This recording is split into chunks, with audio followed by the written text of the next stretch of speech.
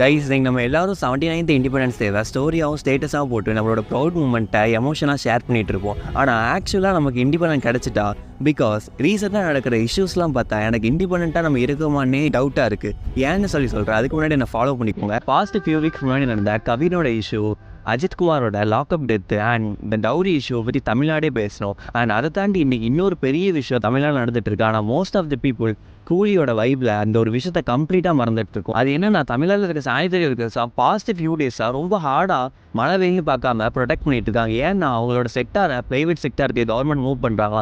So இதனால் நிறைய employees affect ஆவாங்க. ஸோ இதனால் அவங்களோட சேலரிஸு, பிஎஃப், பென்ஷன் எல்லாமே கட் ஆக போகுது. ஸோ அவங்க இந்த அளவுக்கு ப்ரொடெஸ்ட் பண்ணுறாங்களா, அதுக்கு காரணம் நம்ம தான். நம்மளை சுத்தமாக வச்சுக்கிறதுக்கு தான் அவங்க அந்த அளவுக்கு ப்ரொடெஸ்ட் பண்ணிட்டு இருக்காங்க. ஸோ இப்படி ஒரு விஷயத்தை தமிழ்நாட்டில் இருக்க பாதி பீப்புளுக்கு இப்படி ஒரு ப்ரொடெக்ட் நடக்கிறதுனே கண்டிப்பாக தெரியாமல் இருக்குது. பிகாஸ் எல்லாருமே கூலியோட ரிலீஸுக்கு வெயிட் பண்ணிகிட்டு இருக்கோம். இதை தாண்டி ஒருத்தங்க சொசைட்டியில் இருக்க இஷ்யூவை பற்றி ஒருத்தங்க பேசினா அவங்க மேலே கேஸ் போட்டுது. இந்த மாதிரி ஃப்ரீடம் ஆஃப் ஸ்பீச்சும் ஒரு விஷயம் டே பை டே இறந்துக்கிட்டே இருக்கும். இந்த ஒரு விஷயத்தெல்லாம் பார்க்கும்போது நம்ம இண்டிபெண்டண்டாக இருக்குமான்னு எனக்கு ஒரு கொஸ்டின் ரைஸ் ஆகுது. என்னை பொறுத்த வரைக்கும் இண்டிபெண்டன்ட்னா நம்ம எல்லாருக்குமே ஈக்குவலான ரெஸ்பெக்ட், அதாவது நார்மலாக அங்கே டஸ்ட்பின் க்ளீன் பண்ணுறவனுக்கும் காரில் போகிறவனுக்கும் சேம் ரெஸ்பெக்ட் இங்கே கிடைக்கணும். அதை தாண்டி எல்லாருமே ஈக்குவல், எல்லாருமே ஃப்ரீடம் ஆஃப் ஸ்பீச் இருக்கணும். ஒரு தப்பு நடக்குதுன்னா அது ஈஸியாக அதை எல்லாருமே பேசுகிற மாதிரி இருக்கணும். இன்னொரு விஷயம், கவர்மெண்ட் சிஸ்டமில் இருக்க கரப்ஷன்ஸ்னால ஈஸியாக டாப் 1% கிடையக்கூடிய ஜஸ்டிஸ் நார்மல் பீப்புளுக்கு கிடைக்க பல வருஷம் ஆகுது. ஸோ அது எல்லாத்துக்குமே ஈஸியாக போய் சேரணும். ஸோ இதெல்லாம் மாறதுக்கு எத்தனை வருஷம் ஆகும்னு சத்தியமாக தெரில. பட் எவ்ரி இயர்ஸ் நம்ம இண்டிபெண்டன்ஸ் டேக்கு ஸ்டோரியை ஷேர் பண்ணி நம்ம எமோஷன்ஸை கன்வே பண்ணிட்டு இருப்போம். நம்ம இண்டிபெண்டன்ட் வாங்குறது ரொம்பவே வண்டர்ஃபுல்லான விஷயம் தான். ஆனால் இவ்வளோ பிரச்சனை இன்னுமே நம்ம நாட்டில் இருந்துட்டு still we are celebrating independence டேன்னு சொல்லும்போது எனக்கு ஒரு கொஸ்டின் ரைஸ் ஆகுது.